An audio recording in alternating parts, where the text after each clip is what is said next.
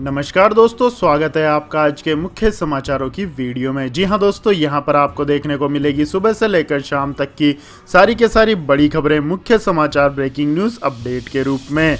तो दोस्तों आपसे रिक्वेस्ट है इस वीडियो को ज़्यादा से ज़्यादा लाइक और शेयर करें। तो दोस्तों जानते हैं आज की पहली बड़ी खबर। ममता बनर्जी ने विपक्षी नेताओं को लिखा पत्र, बीजेपी के खिलाफ एकजुट होने की अपील। जी हां दोस्तों, पश्चिम बंगाल में दूसरे चरण की वोटिंग से ठीक एक दिन पहले ममता बनर्जी ने विपक्षी पार्टियों के नेताओं को चिट्ठी लिखी है। इस चिट्ठी के जरिए ममता बनर्जी ने लोकतंत्र बचाने के लिए विपक्षी दलों से एकजुट होने की अपील की है। चिट्ठी में ममता बनर्जी ने आरोप लगाया है कि बीजेपी देश में एक पार्टी का शासन चाहती है। उन्होंने चिट्ठी में लिखा है कि बंगाल के राज्यपाल बीजेपी कार्यकर्ता की तरह काम कर रहे हैं। ईडी, सीबीआई गैर बीजेपी नेताओं को निशाना बना रही है। ममता बनर्जी ने चिट्ठी में सोनिया गांधी, शरद पवार, एमके स्टालिन, अखिलेश यादव, तेजस्वी यादव, उद्धव ठाकरे, हेमंत सोरेन, अरविंद केजरीवाल, नवीन पटनायक, जगन मोहन रेड्डी, फारूक अब्दुल्ला और महबूबा मुफ्ती को लिखी है। ममता बनर्जी ने चिट्ठी में यह भी लिखा है कि केंद्र सरकार ने योजनाओं के लिए राज्य का फंड रोक रखा है। ममता बनर्जी ने यह भी आरोप लगाया है कि बीजेपी पैसे के दम पर नेताओं को खरीद रही है और ममता बनर्जी का कहना है कि निजीकरण के जरिए बीजेपी देश के प्रजातंत्र पर हमला कर रही है। इसके बाद दोस्तों जान लेते हैं अगली बड़ी खबर। बंगाल विधानसभा चुनाव के दूसरे दौर की वोटिंग के पहले बीजेपी का दावा, 200 से ज्यादा सीट जीतकर बनाएंगे सरकार। जी हां दोस्तों, पश्चिम बंगाल में विधानसभा चुनाव को लेकर माहौल चरम पर पहुंच चुका है। राज्य में पहले राउंड की वोटिंग 27 अप्रैल को हो चुकी है, जबकि दूसरे राउंड के अंतर्गत आज 1 अप्रैल को वोटिंग होगी। इस सियासी घमासान के बीच राज्य की सबसे महत्वपूर्ण सीट मानी जाने वाली गुरुवार को वोटिंग से पहले यहां से तृणमूल कांग्रेस की उम्मीदवार ममता बनर्जी और भारतीय जनता पार्टी के बड़े नेताओं के बीच जोर आजमाइश का लंबा दौर चला, जहां ममता बनर्जी ने सभी अहम विपक्षी दलों के बड़े नेताओं को चिट्ठी लिखकर बीजेपी के खिलाफ साझा मोर्चा खोलने का आह्वान किया। वहीं बीजेपी ने इस बार राज्य में सरकार बनाने और 200 से ज्यादा सीटें जीतने का दावा किया है। आपको बता दें दोस्तों, विधानसभा चुनाव में तृणमूल कांग्रेस को कड़ी चुनौती पेश कर रही बीजेपी इस बार पश्चिम बंगाल में पूर्ण बहुमत से अगली सरकार बनाने का दावा कर रही है। बीजेपी नेता और केंद्रीय सूचना प्रसारण मंत्री प्रकाश जावड़ेकर ने कहा कि मेरा पूरा विश्वास है कि पश्चिम बंगाल में बीजेपी पूरे बहुमत से सरकार बनाएगी और 200 से ज्यादा सीटें जीतेंगी। मैंने देखा है कि पूरे बंगाल में, विशेषकर नंदीग्राम में माहौल बदल गया है। बीजेपी पश्चिम बंगाल में लैंडस्लाइड जीत की तरफ बढ़ रही है। इसके बाद दोस्तों जान लेते हैं अगली बड़ी खबर। स्कूलों पर corona effect, MP, Delhi, Punjab, Chhattisgarh सहित 9 राज्यों में 8वीं तक के स्कूल बंद।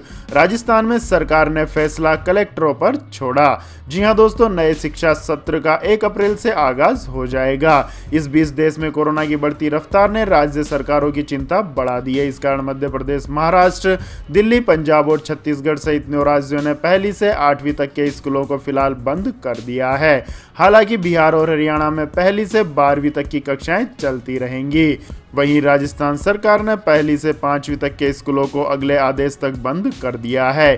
कक्षा 6 से ऊपर के स्कूलों पर जिले के कलेक्टर अपने अनुसार फैसला लेंगे। वहीं मध्य प्रदेश में 1ली से 8वीं तक के सभी सरकारी और निजी स्कूल 15 अप्रैल तक बंद रहेंगे। 9वीं से 12वीं तक की क्लासेस 1 अप्रैल से शुरू की जा सकेंगी। हालांकि इसमें पेरेंट्स की सहमति जरूरी होगी। इसके बाद दोस्तों जान लेते हैं अगली बड़ी खबर। Sukanya Samriddhi senior citizen, NSC और पीपीएफ पर ब्याज दरों में कटौती। जी हां दोस्तों, आम आदमी की बचत पर सरकार ने कैंची चलाई है। सरकार ने लघु बचत योजनाओं पर दिए जाने वाले ब्याज में कटौती करने का ऐलान किया है। बचत खातों पर मिलने वाले ब्याज में 0.5% की कमी की गई है। सरकार के इस फैसले का असर पीपीएफ बचत खातों, किसान बचत योजना और सुकन्या समृद्धि योजना के खाता धारकों पर भी पड़ेगा। सरकार ने इन सब की ब्याज दरें घटा दी हैं। वित्त मंत्रालय के मुताबिक बचत खातों पर सालाना ब्याज की दर 4% से घटाकर 3.5% कर दी गई है। बचत खातों पर ब्याज की नई दरें आज से लागू होंगी। बचत खातों के अलावा पीपीएफ खातों पर मिलने वाले ब्याज दर भी 7.1% से घटाकर 6.4% कर दी है। वहीं वरिष्ठ नागरिकों को मिलने वाला ब्याज भी 7.4% से कम करके 6.5% कर दिया है। इसके बाद दोस्तों जान लेते हैं अगली बड़ी खबर। 1 अप्रैल यानी आज से कम नहीं होगी आपकी take home salary, new wage code लागू करने का फैसला फिलहाल टला। जी हां दोस्तों, 1 अप्रैल 2021 से लागू होने जा रहे नए वेज कोड को फिलहाल टाल दिया गया है। इससे कंपनियों के साथ साथ कर्मचारियों को भी बड़ी राहत मिली है। श्रम मंत्रालय के अधिकारियों के मुताबिक नए वेज कोड को फिलहाल कुछ समय के लिए टाल दिया गया है। ऐसे में 1 अप्रैल 2021 से कर्मचारियों की सैलरी स्ट्रक्चर में बदलाव नहीं होगा, जिससे अब टेक होम सैलरी में कमी नहीं आएगी। ईपीएफओ बोर्ड के सदस्य विजय उपाध्याय ने नए वेज कोड के स्थगित होने की पुष्टि की है और उन्होंने कहा है कि नए वेज कोड पर अभी और विचार विमर्श किया जा रहा है। उन्होंने कहा कि आगे का फैसला जल्द ही लिया जाएगा। आपकी जानकारी के लिए बता दें दोस्तों, बीते कुछ दिनों से नया वेज कोड सुर्खियों में बना हुआ है। कहा जा रहा था कि नया वेज कोड 1 अप्रैल से लागू होगा, हालांकि आधिकारिक तौर पर सरकार की ओर से इसे लेकर कुछ भी नहीं कहा गया था। जानकारी ये भी कह रहे थे कि बताए जा रहे वेज कोड में व्यवहारिक खामियां हैं, इसलिए इसे लागू नहीं किया जा सकता। इसके बाद दोस्तों जान लेते हैं अगली खबर। कोरोना केसों में उछाल के बीच दिल्ली सरकार ने 33 निजी अस्पतालों में 220 आईसीयू बेड बढ़ाने का दिया आदेश। जी हां दोस्तों, अरविंद केजरीवाल की दिल्ली सरकार ने राजधानी के 33 बड़े प्राइवेट अस्पतालों में 220 आईसीयू बेड बढ़ाए जाने के आदेश जारी किए हैं। इसके साथ ही बड़े प्राइवेट अस्पतालों में 838 सामान्य कोविड बेड बढ़ाने के भी आदेश दिए हैं। कोविड-19 के बढ़ते मामलों और कुछ प्राइवेट अस्पतालों में आईसीयू बेड की किल्लत के चलते दिल्ली सरकार ने यह आदेश जारी किया है। दिल्ली के स्वास्थ्य मंत्री सत्येंद्र जैन ने कहा कि 220 आईसीयू बेड प्राइवेट अस्पताल में और बढ़ाने के आदेश दिए गए हैं। इसके साथ ही 838 सामान्य कोविड बेड बड़े प्राइवेट अस्पतालों में वार्ड्स के अंदर बढ़ाने को कहा गया है। सरकारी हॉस्पिटल में काफी सारे बेड आईसीयू में और वार्ड्स में उपलब्ध हैं। ओवरऑल ऑक्यूपेंसी अभी भी सभी सरकारी और प्राइवेट अस्पतालों में मिलाकर 25% के आसपास है। उन्होंने कहा कि 3-4 हॉस्पिटल में आईसीयू बेड कम हो गए थे, इसलिए आदेश दे दिए गए थे। 220 आईसीयू बेड 33 प्राइवेट अस्पतालों में बढ़ाए गए हैं। इसके बाद दोस्तों जान लेते हैं अगली बड़ी खबर। आज से पंजाब की महिलाएं भी करेंगी बसों में मुफ्त यात्रा, कैप्टन अमरिंदर सरकार का बड़ा ऐलान। जी हां दोस्तों, दिल्ली की तर्ज पर पंजाब सरकार ने भी महिलाओं को सरकारी बसों में मुफ्त यात्रा की सहूलियत दी है। महिलाओं को मुफ्त यात्रा की सुविधा आज से शुरू होगी। पंजाब कैबिनेट के इस फैसले पर अपनी मंजूरी दे दी है। मुख्यमंत्री कैप्टन अमरिंदर सिंह ने मार्च के शुरुआत में महिलाओं को मुफ्त यात्रा की सुविधा देने का ऐलान किया था। मुख्यमंत्री अमरिंदर सिंह की अध्यक्षता में बुधवार को हुई कैबिनेट की बैठक में इससे संबंधित योजना को मंजूरी दे दी गई है। इस योजना से राज्य की 1.41 करोड़ महिलाएं लड़कियों को लाभ होगा। इसके बाद दोस्तों जान लेते हैं अगली बड़ी खबर। WHO की जांच रिपोर्ट पर सवाल, अमेरिका, ब्रिटेन सहित 14 देशों ने जारी किया बयान। जी हां दोस्तों, कोरोना वायरस की उत्पत्ति पर तैयार की गई WHO की रिपोर्ट पर सवाल खड़े हो रहे हैं। अमेरिका और ब्रिटेन का कहना है कि कोरोना वायरस की शुरुआत कैसे हुई, इसको लेकर तैयार की जा रही विश्व स्वास्थ्य संगठन की रिपोर्ट की आलोचना की है।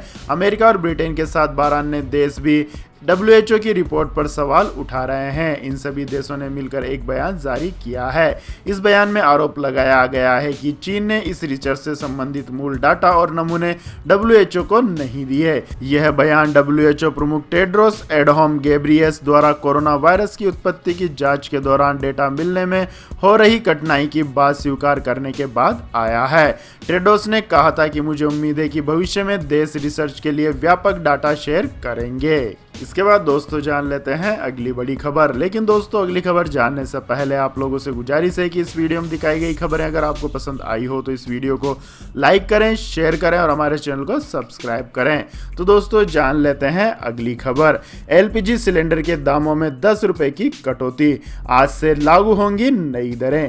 जी हां दोस्तों, महंगाई की मार झेल रही जनता के लिए अच्छी खबर आई है। आज यानी 1 अप्रैल 2021 से रसोई गैस सिलेंडर की कीमतों में 10 रुपए की कटौती की जा रही है। इंडियन ऑयल कॉर्पोरेशन लिमिटेड की तरफ से इस बात की जानकारी दी। आपको बता दें कि हर महीने की पहली तारीख को तेल कंपनियां सिलेंडर के नए दाम तय करती है। ऐसे में 1 अप्रैल से घरेलू सिलेंडर के लिए आपको 10 रुपए कम चुकाने होंगे। हालांकि पिछले कुछ महीनों में जिस रफ्तार से गैस सिलेंडर की कीमतों में बढ़ोतरी हुई है, अगर उससे तुलना की जाए तो कीमत में आई ये गिरावट बेहद कम है। लेकिन इससे महंगाई की मार झेल रही जनता को थोड़ी राहत जरूर मिलेगी। इसके बाद दोस्तों जान लेते हैं अगली बड़ी खबर। सरकार ने पैन और आधार को लिंक करने की समय सीमा बढ़ाई, अब 30 जून हुई आखिरी तारीख। जी हां दोस्तों, सरकार ने पैन को आधार के साथ लिंक करने की तारीख बढ़ा दी है। देश में कोरोना के बढ़ते मामलों के चलते इसकी तारीख बढ़ाकर 30 जून कर दी गई है। पहले पैन और आधार को 31 मार्च तक लिंक कराना था। आखिरी दिन लोगों को पैन और आधार लिंक करने में दिक्कतें भी आ रही थी। दरअसल इनकम टैक्स डिपार्टमेंट की आधिकारिक वेबसाइट ठीक से काम नहीं कर रही थी। सोशल मीडिया के जरिए लोग इस परेशानी को लेकर शिकायत भी कर रहे थे।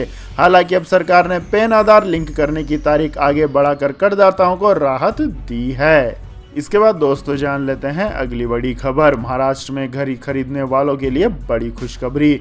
महाराष्ट्र सरकार में जारी रह सकती है स्टाम्प ड्यूटी पर मिल रही छूट, प्रस्ताव को मंजूरी जल्द ही। जी हां दोस्तों, महाराष्ट्र में घर खरीदारों के लिए एक शानदार खबर है। घर खरीदने पर स्टाम्प ड्यूटी पर मिल रही छूट अब आगे भी जारी रह सकती है। महाराष्ट्र सरकार स्टाम्प ड्यूटी में छूट को 3 महीने और बढ़ा सकती है। ऐसा होने पर घर खरीदने वालों को स्टाम्प ड्यूटी भरने से राहत मिल जाएगी। प्रॉपर्टी डीलर्स और बिल्डर्स को उम्मीद है कि इससे घरों की बिक्री में तेजी देखने को मिलेगी। आपकी जानकारी के लिए बता दें दोस्तों, महाराष्ट्र के रेवेन्यू डिपार्टमेंट ने स्टैंप ड्यूटी में छूट 3 महीने बढ़ाने का प्रस्ताव दिया है। इस प्रस्ताव पर जल्द ही महाराष्ट्र सरकार अपनी मुहर लगा सकती है। इस कदम से महाराष्ट्र के रियल एस्टेट सेक्टर को राहत तो मिलेगी ही, साथ ही घर खरीदारों को भी सस्ते में घर खरीदने का मौका मिलेगा। इसके बाद दोस्तों जान लेते हैं अगली खबर। चीन को मात देने के लिए बाइडेन की नई रणनीति, $2 ट्रिलियन की योजना से उठाएंगे पर्दा। जी हां दोस्तों, अमेरिकी राष्ट्रपति जो बाइडेन ने चीन को कड़ी टक्कर देने के लिए भारी भरकम योजना तैयार की है। राष्ट्रपति बाइडेन बुधवार को $2 ट्रिलियन की इंफ्रास्ट्रक्चर योजना का प्रस्ताव करेंगे। इसका उद्देश्य अमेरिका के बिगड़ते परिवहन नेटवर्क का आधुनिकीकरण, लाखों रोजगार पैदा करना और प्रतिस्पर्धा के मामले में चीन को पछाड़ने के लिए अमेरिका को तैयार करना है। बाइडेन के बिल्ट बैक बेटर कार्यक्रम का यह पहला चरण है। इसके तहत $620 अरब परिवहन क्षेत्र में डालने की योजना है। इसमें 20,000 मील सड़कों एवं राजमार्गों का उन्नयन, हजारों पुलों की मरम्मत और सार्वजनिक परिवहन व्यवस्था में सरकारी वित्त पोषण को दोगुना करना शामिल है। बाइडेन का इरादा बुनियादी ढांचा योजना को अपनी प्रमुख नीतियों में से एक बनाने का है। इसके बाद दोस्तों जानते हैं मौसम समाचार। तो दोस्तों आने वाले 24 घंटों के दौरान उत्तर पश्चिमी और पूर्वी भारत के कुछ हिस्सों में धूल भरी तेज हवाएं चलने की उम्मीद है। वहीं अंडमान और निकोबार द्वीप समूह पर भारी बारिश और गरज के साथ हल्की से मध्यम बारिश होने की संभावना है। पूर्वोत्तर भारत में हल्की से मध्यम बारिश की संभावना है। केरल में 1-2 स्थानों पर हल्की से मध्यम बारिश हो सकती है। वहीं उड़ीसा, झारखंड, मध्य प्रदेश, विदर्भ, दक्षिणी पश्चिमी उत्तर प्रदेश और गंगीय पश्चिम बंगाल के कुछ हिस्सों में हीट वेव जारी रहने की उम्मीद है। वहीं राजस्थान के अधिकांश हिस्सों से हीट वेव दूर होने की उम्मीद है। इसके बाद दोस्तों जान लेते हैं आज के पेट्रोल और डीजल के भाव। तो दोस्तों मार्च के महीनों में पेट्रोल और डीजल की कीमतों में 3 बार कटौती हुई। इस महीने पेट्रोल 61 पैसे प्रति लीटर सस्ता हुआ और डीजल के दाम 60 पैसे प्रति लीटर घटे। वहीं बात करें मार्च माह के आखिरी दिन की, तो दोस्तों मार्च माह के आखिरी दिन में पेट्रोल डीजल की कीमतों में कोई बदलाव नहीं हुआ है। पेट्रोल डीजल की कीमतों में इस कटौती की सबसे बड़ी वजह ग्लोबल मार्केट में कच्चे तेल की कमजोरी है। 3 हफ्ते के दौरान कच्चा तेल 10% से ज्यादा टूट गया। कच्चे तेल की कीमत $71 प्रति बैरल की ऊंचाई से गिरकर $64 प्रति बैरल पर आ गई है। इसके पहले फरवरी में पेट्रोल डीजल 16 बार महंगा हुआ था। हालांकि पेट्रोल डीजल के दाम अब भी रिकॉर्ड ऊंचाई पर है। इसके बाद दोस्तों जान लेते हैं गोल्ड सिल्वर प्राइस टुडे। जी हां दोस्तों, भारतीय बाजारों में सोने की कीमत में गिरावट का दौर लगातार जारी है। दिल्ली सराफा बाजार में आज सोने के भाव में 188 रुपए प्रति 10 ग्राम की कमी आई है। कई दिनों से चल रही उठापटक के बीच गोल्ड के दाम आज 44,000 रुपए के नीचे पहुंच गए। वहीं चांदी के दाम में भी लगातार गिरावट देखने को मिल रही है। पिछले कारोबारी सत्र के दौरान दिल्ली सराफा बाजार में सोना 44,113 रुपए प्रति 10 ग्राम पर बंद हुआ था। वहीं चांदी 63,212 रुपए प्रति किलोग्राम पर बंद हुई थी। अंतर्राष्ट्रीय बाजार में आज गोल्ड की कीमतों में गिरावट दर्ज की गई, जबकि चांदी के भाव जस के तस बने हुए हैं। इसके बाद दोस्तों रुक करते हैं अगली खबर का। स्टॉक मार्केट, सेंसेक्स 627 अंक फिसला, निफ्टी 14,690 के करीब बंद। आईटी शेयर्स में रही बिकवाली। जी हां दोस्तों, शेयर बाजार में आज मुनाफा वसूली देखने को मिली। देश भर के कारोबार के बाद सेंसेक्स और निफ्टी दोनों इंडेक्स लाल निशान पर बंद हुए। सेंसेक्स 627.43 रुपए यानी 1.25% की गिरावट के साथ 49,509.15 के लेवल पर क्लोज हुआ। इसके अलावा निफ्टी इंडेक्स 154.40 अंक यानी 1.04% टूट कर 14,690.70 पर लुढ़क कर बंद हुआ। इसके बाद दोस्तों जान लेते हैं अगली खबर। भारत पाकिस्तान के रिश्तों को सुधारने की हो रही है पहल, व्यापारिक संबंध बेहतर बनाने को उठेंगे कई कदम। जी हां दोस्तों, भारत और पाकिस्तान के रिश्तों में सुधार की जो कोशिश फरवरी 2021 में सीज फायर से शुरू की गई थी वह धीरे धीरे रफ्तार पकड़ने लगी है। बुधवार को पाकिस्तान के प्रधानमंत्री इमरान खान की कैबिनेट ने एक बड़ा फैसला करते हुए भारत से चीनी और कपास आयात करने का फैसला किया है। अगस्त 2019 में भारत ने जब कश्मीर से अनुच्छेद 370 समाप्त करने का फैसला किया था, तब इमरान खान सरकार ने भारत से कूटनीतिक व कारोबारी रिश्तों को समाप्त करने का फैसला किया था। संकेत है कि भारत की तरफ से भी जल्द ही द्विपक्षीय कारोबारी रिश्तों को सुधारने को लेकर कुछ ऐलान किया जाएगा। इसके बाद दोस्तों जान लेते हैं अगली बड़ी खबर। आज से पड़ेगी महंगाई की चौतरफा मार, कार, बाइक, टीवी, एसी, दूध सब कुछ हो जाएगा महंगा। जी हां दोस्तों, आज यानी कि 1 अप्रैल से आपकी जिंदगी में महंगाई का तड़का लगने वाला है। दूध, बिजली और सफर सब कुछ महंगा हो जाएगा। अब तक अकेले ही महंगाई का घूंट पी रही कंपनियों ने अपने हाथ खड़े कर दिए हैं। अब महंगाई का बोझ ग्राहकों पर डालने की तैयारी है, जिससे कार, बाइक खरीदना हो जाएगा महंगा। वहीं फ्रिज की ठंडी हवा भी पड़ेगी महंगी। 1 अप्रैल से टीवी भी हो जाएगी महंगी। इसके बाद दोस्तों जान लेते हैं अगली बड़ी खबर। दिल्ली मेरठ एक्सप्रेस हाईवे से अब 2 घंटे नहीं सिर्फ 50 मिनट में पहुंचेंगे मेरठ। आज होगा उद्घाटन। जी हां दोस्तों, दिल्ली से मेरठ जाने वाले या मेरठ से दिल्ली आने वालों के लिए खुशखबरी है। 1 अप्रैल से आम जनता के लिए दिल्ली मेरठ एक्सप्रेसवे को आम जनता के लिए खोल दिया जाएगा। इसका अर्थ यह कि बिना किसी जाम में फंसे हुए अब आप दिल्ली से मेरठ जा सकते हैं। इससे न सिर्फ समय की बचत होगी बल्कि ईंधन की खपत में भी कमी आएगी। इस विश्व स्तरीय सड़क के बारे में हम विस्तार से बताएंगे, लेकिन इससे पहले रूट के बारे में समझना जरूरी है। दिल्ली मेरठ एक्सप्रेसवे वैसे तो सीधे तौर पर दिल्ली और मेरठ को जोड़ रहा है, लेकिन जो लोग उत्तराखंड यानी हरिद्वार, ऋषिकेश और देहरादून जाते हैं उनके लिए यह सफर आसान होगा। इसके साथ ही पश्चिमी उत्तर प्रदेश के दूसरे शहरों जैसे गाजियाबाद, हापुड़, शामली, मुजफ्फरनगर जाने वालों के लिए भी सफर आसान होगा। इसके अलावा यह एक्सप्रेसवे ईस्टर्न पेरिफेरल एक्सप्रेसवे से भी जुड़ा रहेगा।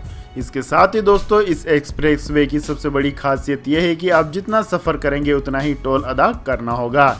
यहाँ आपको बता दें कि अभी टोल की दरें निर्धारित नहीं है। अगर आप दिल्ली मेरठ एक्सप्रेसवे पर दाखिल होते हैं तो आपकी गाड़ी में फास्टैग होना ज़रूरी है। यहाँ एक बात और यह ध्यान रखने योग्य है कि अगर आपने 3 किलोमीटर की दूरी भी तय की तो भी आपको टोल अदा करना होगा। इसके लिए एंट्री पॉइंट के साथ साथ एग्जिट पॉइंट पर कैमरे लगाए गए हैं। ये कैमरे आपकी गाड़ी के मूवमेंट के बारे में सभी रिकॉर्ड दर्ज करेंगे। तो यह थी दोस्तों आज की सभी महत्वपूर्ण बड़ी खबरें। और दोस्तों बारी आती है आज के माइंड क्विज क्वेश्चन की, जिसका जवाब देकर आप बन सकते हैं एक शानदार उपहार के विजेता। तो दोस्तों आज का सवाल है, बीजेपी पार्टी के राष्ट्रीय अध्यक्ष का नाम क्या है? जी हां दोस्तों, अगर आपको इस सवाल का जवाब आता है तो तुरंत कमेंट सेक्शन में लिख दीजिए। इस वीडियो को लाइक कीजिए, शेयर कीजिए और हमारे चैनल को सब्सक्राइब करके बेल आइकन का बटन भी दबा लें।